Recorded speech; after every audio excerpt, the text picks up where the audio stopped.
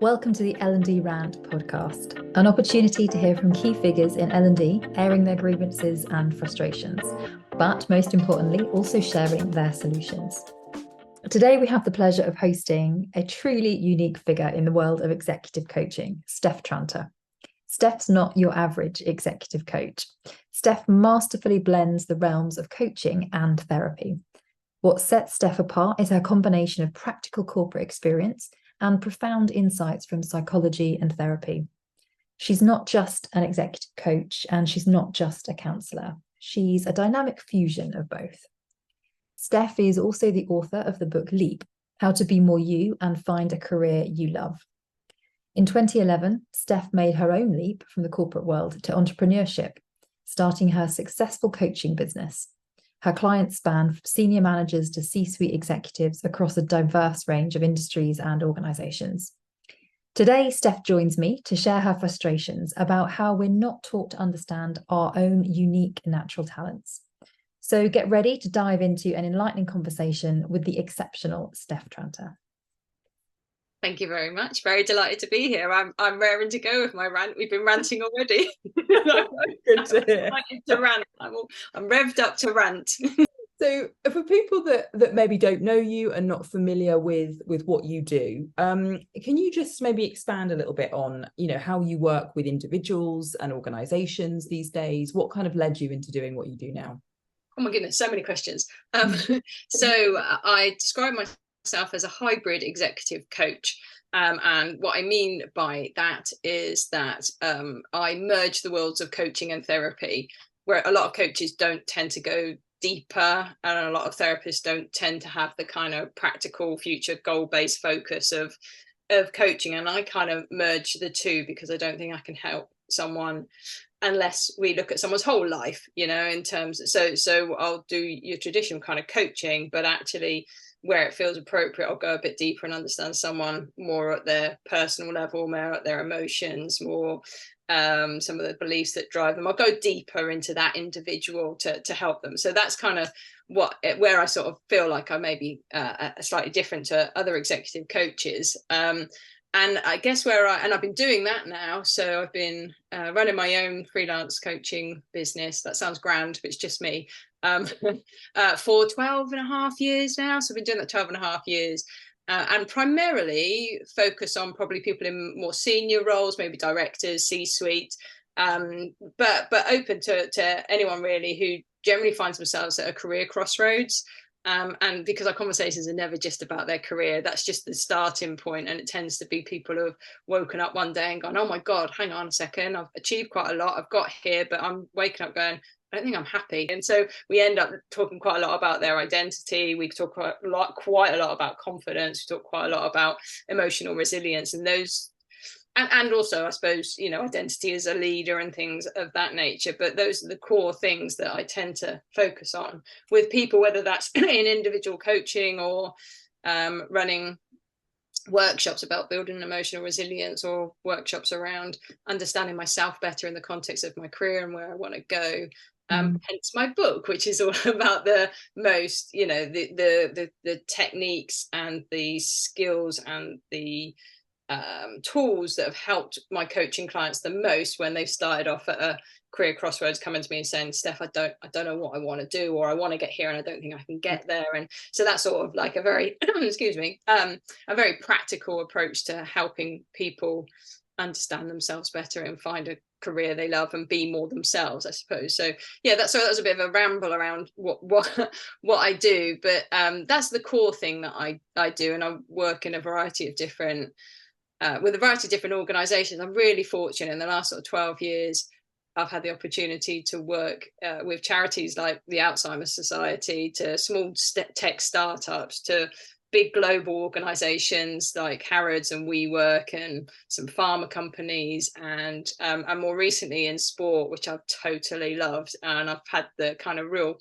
it sounds a bit cheesy, but it feels like a real privilege to work with some Olympic teams and some people in Paralympic teams, where they've really, some of the things we're going to talk about today, where they've absolutely seen a very tangible impact using the kind of approaches that I used with them. So, and then prior to that, where you and I know each other, I grew up in Tesco. So I had a big old corporate career, 11 years in Tesco, starting on the checkouts, just funding my way through university, and ended up in the Group Leadership Academy, which was where actually I learned quite a lot of my trade. Tesco, for all its wonderful sins, actually was so far ahead of its time, which you'll know. That I felt like, you know, the stuff that I learned then has really, you know, landed me in good stead for kind of what I do now, really. I had no idea you'd been running your own business for over 12 years now, Steph. That's fantastic. What an achievement. And listening to you talk about what you're doing, I mean, that must be so rewarding. That's a lovely space to be working in.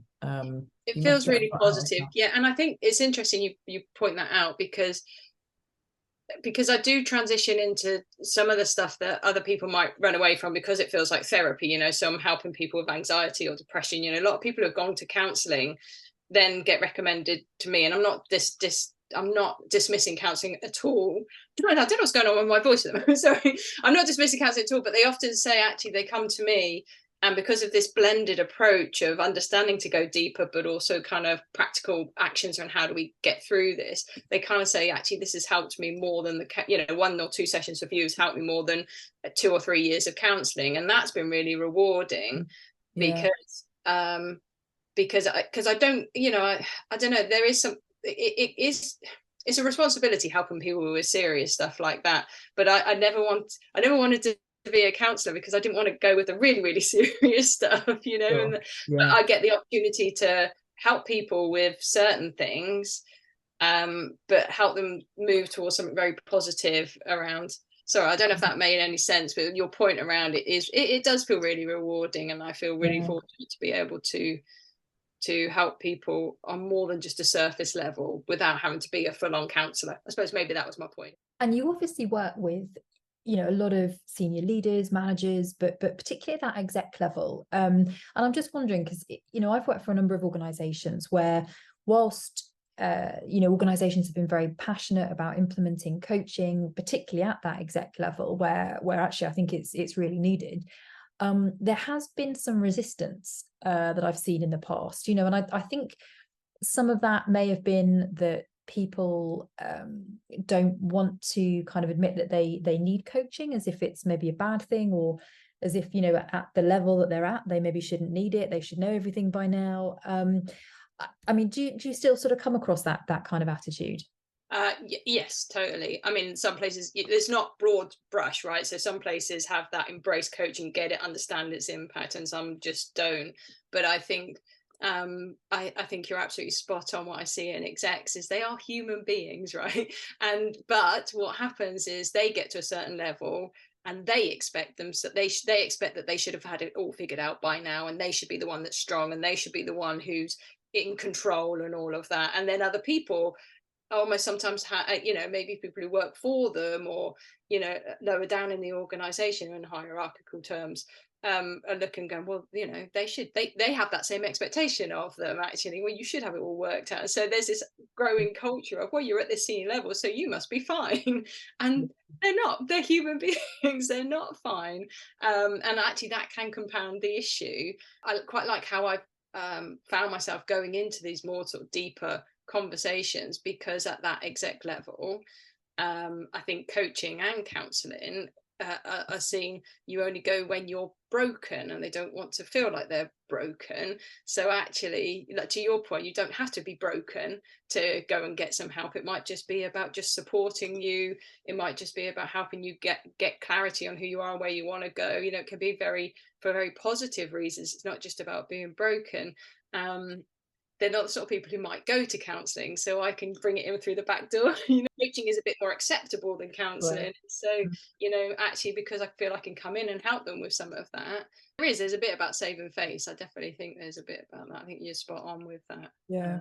I think we see that with you know, with learning and development as well, actually, you know, that sort of senior level. You know, we're working with sort of CLOs, L&D directors, learning leaders, and I think there's a similar kind of pressure, actually. And I think, you know, if you're in an L&D role, a senior L&D role, you're definitely feeling the pressure that you're supposed to know everything, because you're there, kind of advising other people in the organization. And again, it's the same is true. Everybody can benefit from coaching, from mentoring, I think, at any stage in their career.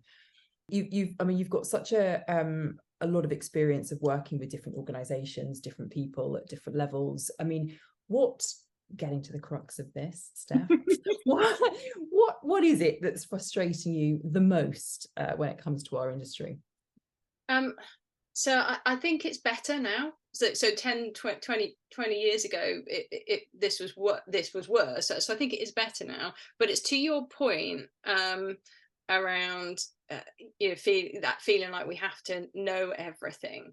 I think there is still too much of a focus and value placed on knowledge and experience and academic qualifications. You were hinting at that kind of imposter syndrome, and I know we chatted a bit about this before, and the frustration we both have with this kind of term around imposter syndrome. And I think, I wrote down 4 things, right, that really frustrate me, and they're already linked, right? So it's this: we misplace the amount of value we put on knowledge and experience over something far more powerful, which we'll talk about when we talk about kind of the solution. I think the imposter syndrome has grown to be this massive thing that everybody talks about, and I don't think we give the right advice to solve it. I think we still take a sheep dip approach in L&D. I think it's how do we get everyone through as quickly as possible in all these different things, and how do we make it how do we just shove a load of knowledge and model, the amount of workshops that are just model-tastic. It's like one model and this model, and it's almost like I'm going to show my credibility as a learning and development person, because look at all my knowledge, I'm going to shove it all down at you, and let's get you all through as quick as possible. Put 30 people through, and like I say, it's not as bad as that anymore, but that's still rife, right? And it's still because we're valuing knowledge and experience over something else. And I think this kind of links to this. I feel really sad that lots of people are spending a lot of money on qualifications, like ridiculous amounts of money to get masters, to get degrees. You're talking like 10 grand a year, and that's ultimately 30 or 40 grand, right, to get an academic qualification, when a lot of the times that isn't giving you what you need to be the best practitioner in what you're trying to do. So for me, it all boils down to this: why are we putting so much energy and effort into what we know and what our experience is, whereas actually what we were talking about with coaching, why I think I love coaching as much, is because it's about an individual approach. It's understanding you as an individual. We were having a bit of a chat about dyslexia earlier, and actually there's a whole, it's wonderful now because we're talking about neurodivergent people in different ways, whereas we used to talk about learning styles, didn't we? We said we've got 3 learning styles and we've got to make sure we fit that into how we design things. I don't think people have moved on from that, and I just think that there's yes, there are different ways of learning, but there's more than flipping 3, there's more than 3, and there's anyway. So I don't know, that was my kind of quite contained rant, actually, and I'm sure but that's the kind of, I'm sort of hesitating around saying what my solution is, because I know kind of that we're going to get to that, but that's probably where the core of it is. I feel really sad because I see so many people come to me for coaching where the problem may never have occurred if from an early age we took a different approach to how people are taught and what they're taught from school onwards, because I do think from school onwards we're taught that there's this limited set of subjects that you get to choose from, and if you're no good at any of them, well then you're just not worthy, right? And if you can't learn in a certain way, then you come out of school feeling like you're crap and not really knowing who you are, or what's important to you, or what's great about you, or where your natural talents are, or where your natural strengths are. You just come out going, well, I don't fit really, but you were given a really small box in which to fit, right? And then that continues throughout our entire lives when we talk about development and when we carry on training people in the corporate world. if you get training. But there we go. I mean, what do you see is the impact of that then? Why is this such a challenge? You know, if people are coming out of school, they're feeling like that, they've not had that kind of personalized experience that ideally they should have. They don't feel like they fit in a box. Again, you've listed some things where that can be compounded in the workplace as well. What overall is the impact of that then? Massive. I think you get people who fall into jobs and careers because they feel they should, because it's sensible, and that ends up meaning that they're actually not that content in life. And you know, that's a mild version, you know, just not very content. But a lot of people come to me with really low confidence, really high anxiety, depression, because throughout their whole lives they've made to feel like they don't fit. People suffer in burnout because they're so used to, they've taken their eye off of who they are, because no one's taught them how to understand who they are and what makes them great. So they fall into jobs that just don't suit them and don't fit them. And I think, you know, I don't have this researched and lots of evidence, you know, but just anecdotally from how people show up to me in coaching, no matter what industry they're in, I think they get suppressed in who they are so that they can follow the sensible route or the should route or the because they don't know who they are, just kind of where they fall into. And I just think it leads to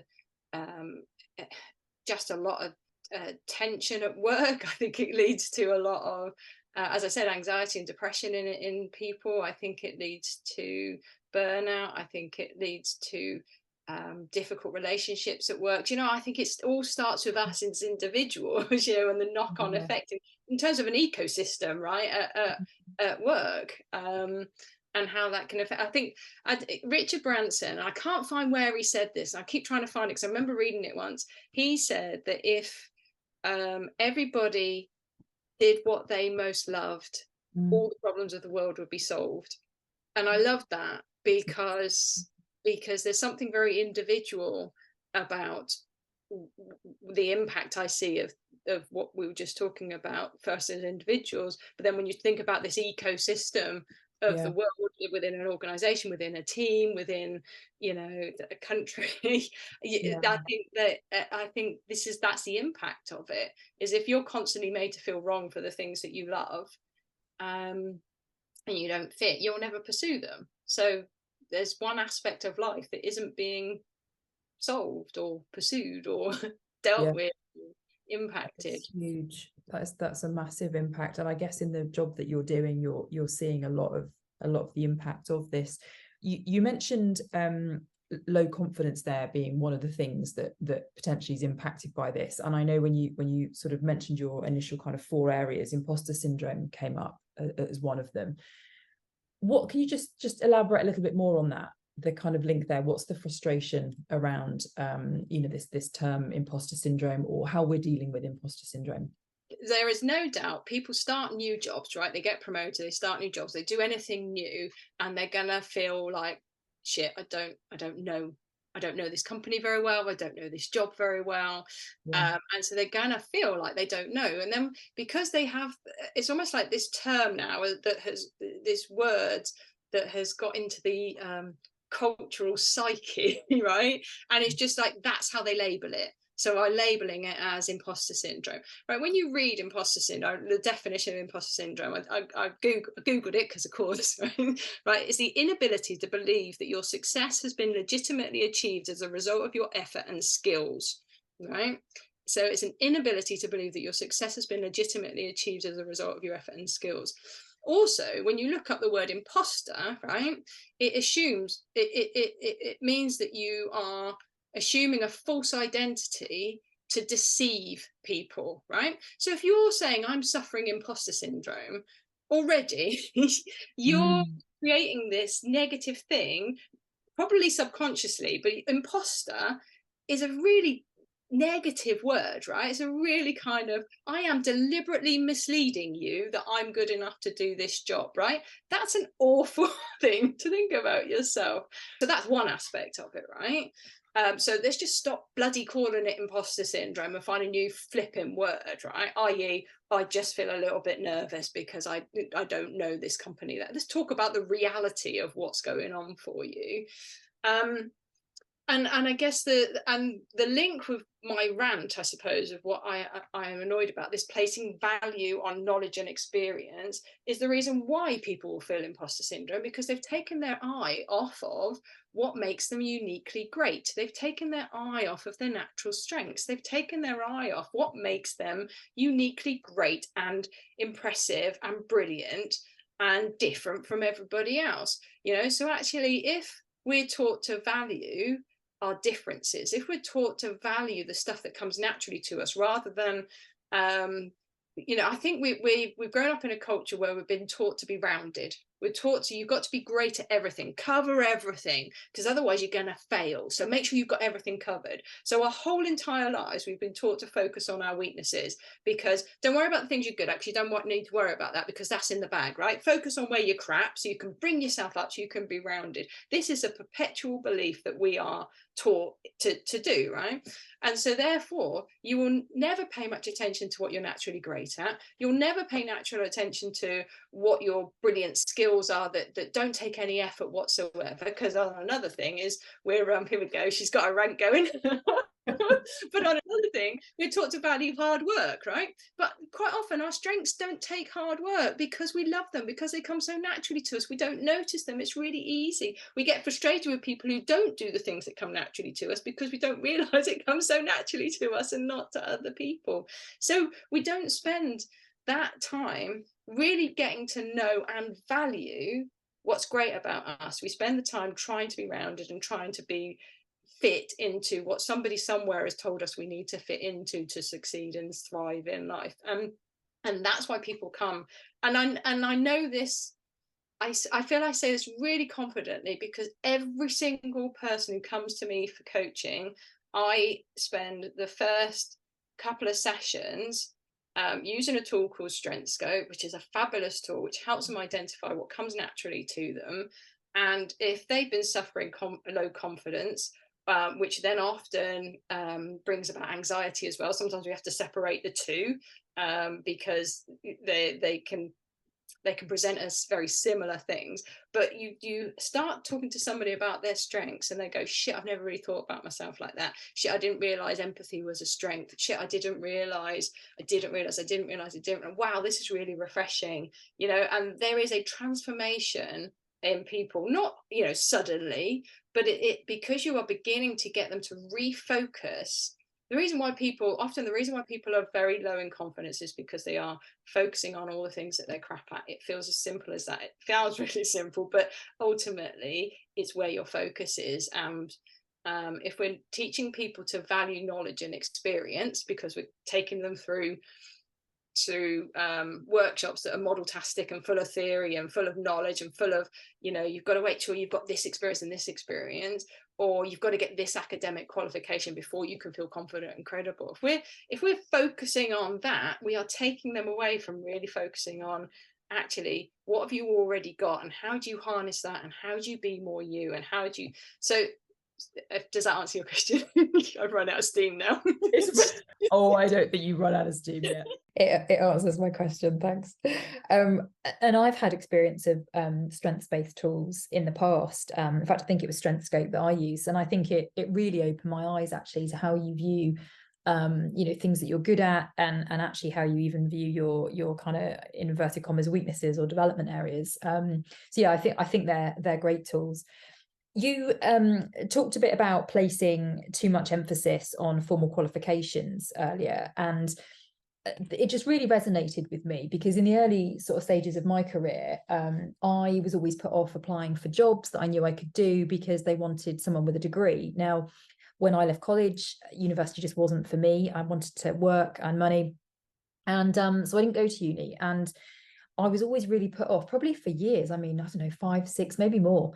Until I met a recruitment manager who, rightly or wrongly, sat me down and said, look, a degree is more about the type of person that you are. They want a degree equivalent. Now, I didn't really understand what that meant at the time, but it did give me the courage to just apply for positions anyway, and just ignore the fact that, you know, I didn't have this magical degree that everybody apparently needed. And it never kind of put me off since. But I do think you're right. I think there is maybe a little bit too much emphasis put on formal qualifications. You know, not always, and I'm not against formal quals at all. But I do think sometimes we don't stop and ask ourselves if we need to be actually taking a particular qualification, or even if we need to be asking for someone to have completed a particular qualification to start a new job. And I think you're right. You know, I've got nothing against academic qualifications whatsoever. I'm not against them. I think there's a lot of greatness in them. You know, I've done a degree and I've done a master's. They were in art and design, by the way, you know, so it wasn't, but I've also done a degree in psychology, right? And, and I learned, I did a very practical one in my art, and actually I like that. But I suppose the psychology one was good because it taught me psychological theories and the context but it spent probably 50% of the time teaching me how to write an academic essay. I had to spend a lot of time learning how to write an academic essay. You know, how do you structure it? How do you reference it, right? And that's a massive amount. I've spent like thousands of pounds being taught how to be an academic, actually, rather than how to be a practitioner. How do I apply the psychological theories I'm learning to helping people, you know? And it's fine if I wanted to then go on and carry on studying. I think we've just got a bit, I think where I wanted to say, actually, I got a bit sidetracked there. What I want to say is we've got lazy, and no one has gone back and gone, we need to analyze, are these academic qualifications giving people what they actually really, really need? Now, some are probably more practical than others, but like you said, you know, the person was saying, don't worry about whether you've got this qualification. We've almost gone, well, a qualification means this about a person, and that's what we need. But does it? Have you gone back and really checked that?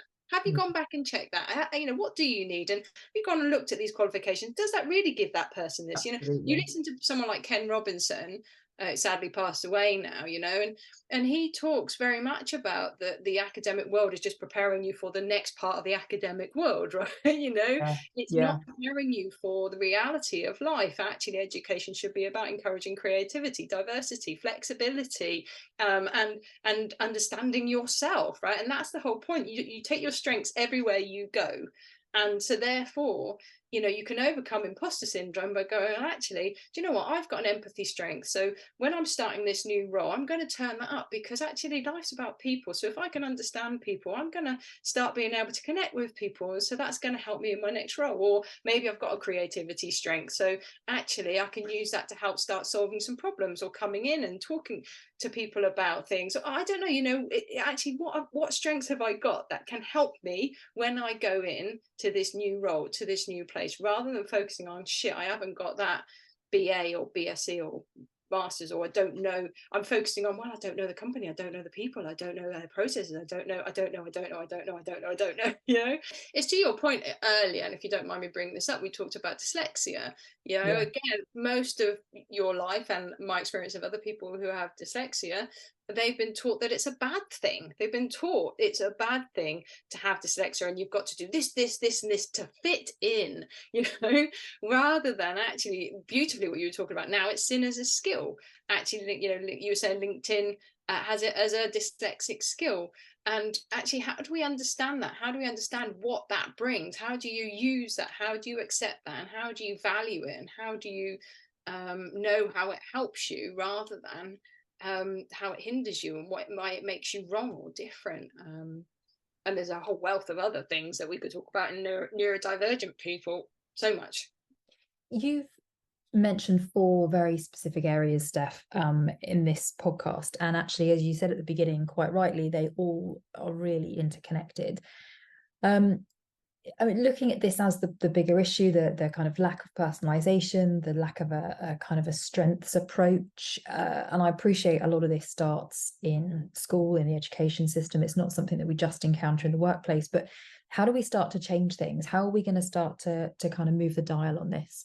I think there are probably many people who are already doing these things, right? So I don't think this is a broad brush, and I don't think that this is true for everybody, but I think it's true enough what we're talking about. And I think I wrote down 3 things, actually. I think the first one is first of all, thinking about how we design workshops, how we design programs, how we design development, and not thinking that I've got to cram in as much knowledge as possible, as much models. You know, it pains me when, you know, you sit somewhere and you've got death by PowerPoint and it's model after model after model, and it's me talking, oh, we'll get a little bit of discuss a little bit about this more, you know. So I think it's first and foremost, when you're designing programs, workshops, try and think of it more of how does each person understand themselves in the context of what I'm trying to teach them. So if I'm going to show them maybe an influencing model, I'm not just going to spend loads of time on the theory and this, you know, they can go and read about that if they want to go read about it. It's actually, right, this is the model. How do you understand yourself in the context of this? You know, where are you strong on this? Where are you not so strong? It's almost like, how do you take the more coaching approach, right, within the design of a workshop? So the workshop isn't just a space of here's loads of info, it's here's a tiny bit of info. It comes back to, right, the classic 70-20-10, you know, here's a little bit of information here, you know, and then how do you understand it in the context of yourself and me, and you give space for people to understand themselves, understand other people in the context of that. So I think it comes down to the design of the workshop or the program that you're trying to get them through. I think it comes down to selling the benefit. I know this is going to sound a bit contrived, but I do think, how do you bring coaching more into learning experiences? Because that's the only way that's one of the only ways you're going to get a truly individual approach to someone experiencing what they're being taught and how they understand themselves in the context of what they're being taught, and understand their own kind of what stops you doing this, and how can it help you, and how do we understand yourself? You know, you can have more of that, because I think, again, when you come back to, we try and put 30-40 people through a workshop because it's efficient and it's commercially more efficient, and get people through and we get the numbers and we say we've trained all these people, but we don't but actually it's probably more expensive and it probably takes longer. But to have a more transformational experience, you need much more smaller groups, because then you can have much more of an individual experience with it. So I think it does come down to, how we design the workshops, how we support individuals through it, and you know, how we helping them understand themselves in the context of what they're doing, rather than just transferring knowledge and make it more practical. You know, I just think it's just, let's just take away from this desire to just keep giving them information. There's no one wants to just sit, you know, and just understanding people and coming from the strengths of actually each bit that you design. How does someone understand what their strengths are, and how do they learn from other people in terms of what their strengths are and where they're great at, and knowing that there's just I mean, this is not just the role of L&D though, right? I mean, there are other people in the organization that need to be taking accountability for this. Again, I think I learned quite a lot in Tesco, that they did a really good job at engaging stakeholders, engaging senior people, not only in the reasons behind why L&D is really important and why development's really important. There was a lot of good selling, right? Selling, and I think that's in your CLO program, isn't it? You know, the ability to market L&D and the purpose of it. And I think we do need skills in that in L&D in terms of helping you sell the benefits of it. But they did a really good job of selling that, but also making it everybody's responsibility. So if your CEO is not behind it, then the rest of the organization isn't going to be behind it, right? And you get pockets of people. So I think I do think there is a role, like I was saying before, there's some organizations that love coaching and I don't have to do a big sell or anything like that, and they'll constantly come and, Steph, can you coach this, can you coach, you know, and it's brilliant because you can totally see that they embrace it. and they embrace that belief that what's right for the individual is right for the company or right for the organization. I mean, you have seen organizations that really do embrace this as an approach, and that totally, and people and leading HR directors and CEOs who, you know, it's wonderful and it's refreshing, and they absolutely go, I'm not living in fear, I'm not living in control land, I'm not living in this kind of I've got to manipulate everybody, I'm too, you know, because I think a lot of that is a fear of, if we let people be themselves, they'll leave. If we let people be themselves, they'll I don't know, they cause trouble or whatever. But you know, a lot of people are afraid of giving coaching because they do worry, well, what if I leave? And even the people who come to coaching go, I don't feel I can talk to you about my career because part of it is about maybe wanting to leave. And well, you know, they've asked me to come and help you, and to help you we have to look at this whole bigger picture. If we don't face into the whole bigger picture, so so I think if a company doesn't believe what's right for the individual is right for the organization, if a company doesn't believe in that individual approach or in that the value of learning, development and coaching, it's a bloody hard place to be. It's positive to hear that you're working with organizations that are embracing this, and that they're looking at more kind of personalized ways to develop individuals. That's great. That's really heartening. Clearly there's a long way to go. I mean, there's some great ideas and suggestions that you've come up with. If there's someone listening to this podcast and they're thinking, all of that's great, and I'm absolutely on it, I'm moving in that direction, but what's the kind of first thing I should do? Is there a quick win here? Is there any advice that you'd give anyone? If you don't know about positive psychology and the strengths approach, go and look into that. And the whole premise is honing in on you as an individual, not you as a category, not you as a yellow or a blue or an I or an E. It's you as an individual with a unique set of real word strengths, you know, creativity, critical thinking, empathy, strategic mindedness, blah, you know, relationship building, lead, you know, all these, lots of lovely real. So that's what I do, is research positive psychology, watch the Ken Robinson. I'm giving you lots actually. Watch the Ken Robinson School Kill Creativity. I will share a link to that actually with this. Sean Acker's Happy to Better Work, great talk. But where's the science, Steph? How you prove this? Because it all sounds a bit fluffy. Read Sean Acker's book, The Happiness Advantage. It is rife with data and science around the impact that positive psychology can have on individuals and organizations. Martin Seligman's seen as the father of kind of positive psychology.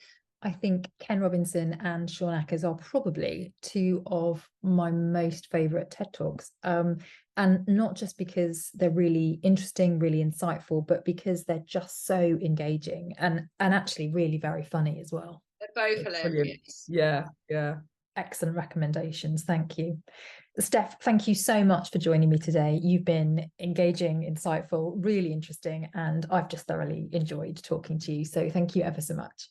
Pleasure. I felt like I needed to get that all out. So thank you. Thank you for giving me the space to do that.